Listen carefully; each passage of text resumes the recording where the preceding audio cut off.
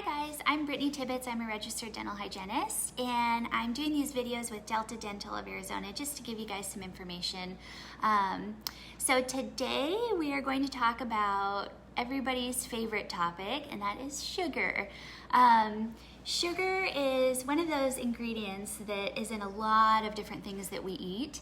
And so right now, during this time of social distancing and trying to stay home as much as possible and eat from the house instead of going out to eat, you might find yourself kind of cherry picking different things out of the pantry all day long, and a lot of those foods are usually like comfort foods. So cookies and chips and crackers and ice cream and pastries, all those things have a lot of sugar in them.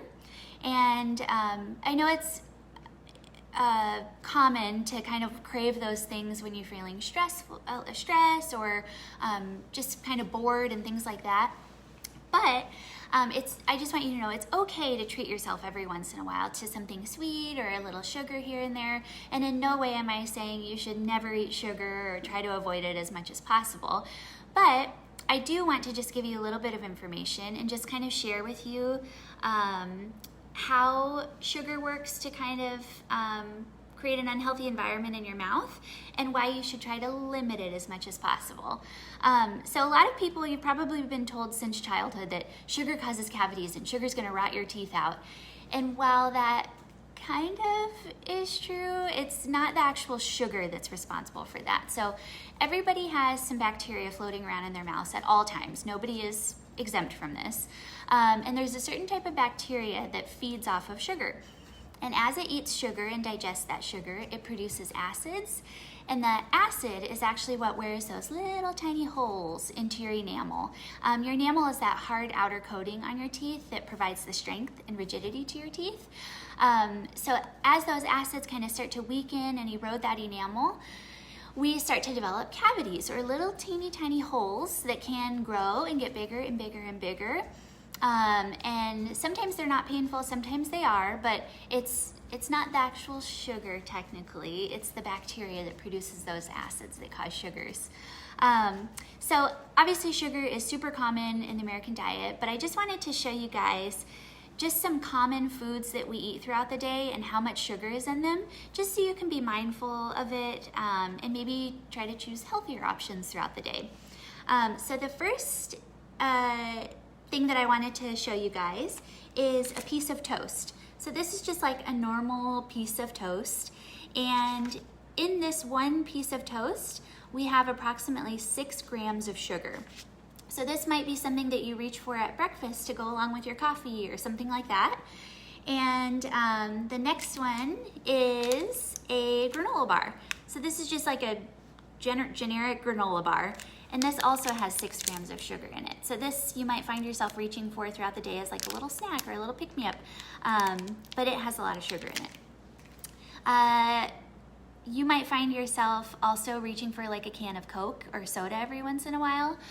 So 2 servings of soda is 80 grams of sugar, and that's a lot of sugar. So maybe instead of a soda or Coke or something, maybe reach for like a sugar-free sparkling water if you want that kind of carbonation and fizziness. Maybe try to choose something with a little bit less sugar. And then the other thing that I wanted to kind of show you guys is ice cream.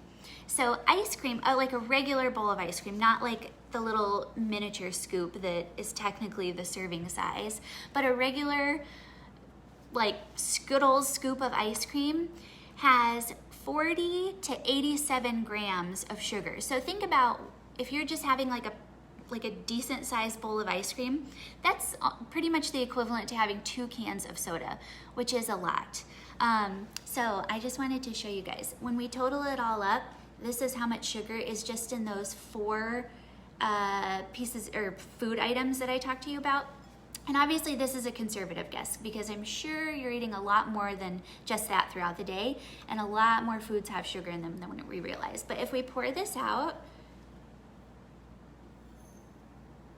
you can see how much sugar is just in those 4 food items, and that's a lot of sugar.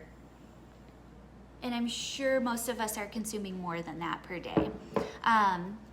So anyway, just kind of a visual representation of how much sugar we're eating throughout the day, and just maybe be mindful to choose healthier options like meats, nuts, cheese, things like that, instead of all these sugary loaded carbs and snacks. I also have a visual representation for you guys. We did an experiment with some eggs, just regular eggs, not hard-boiled or anything like that, just regular eggs. They've been soaking in, one of them is in a can of soda, and the other one is in water.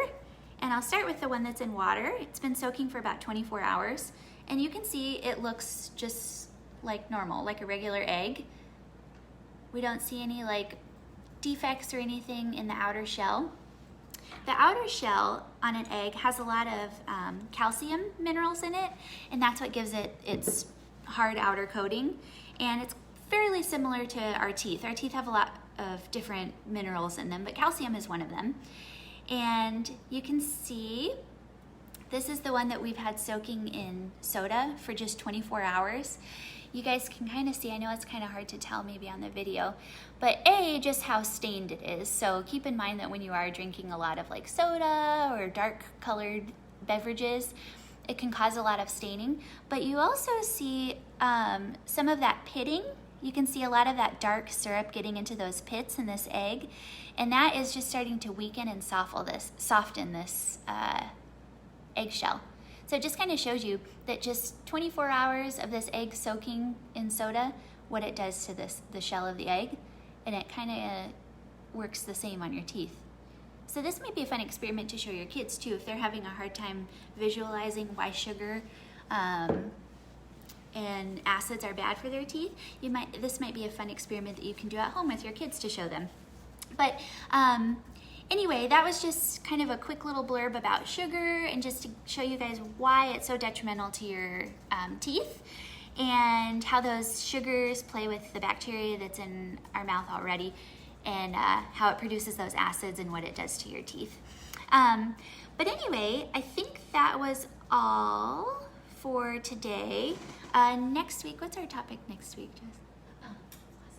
Flossing, that's right. Next week we're going to talk about flossing and the different ways that, different products that you can use and the different ways that you can do it, and just kind of give you some demonstrations on how to properly floss. If you guys have any questions or have any concerns or anything like that, you can drop a comment into the comment section, and we'll do our best to get back to you guys and let you know, or try to answer those questions or give you more information. But thank you for watching today on our little episode about sugar, and hopefully we'll see you next week. We're doing these videos every Wednesday at noon. So anyway, hopefully we'll see you next week. Happy brushing.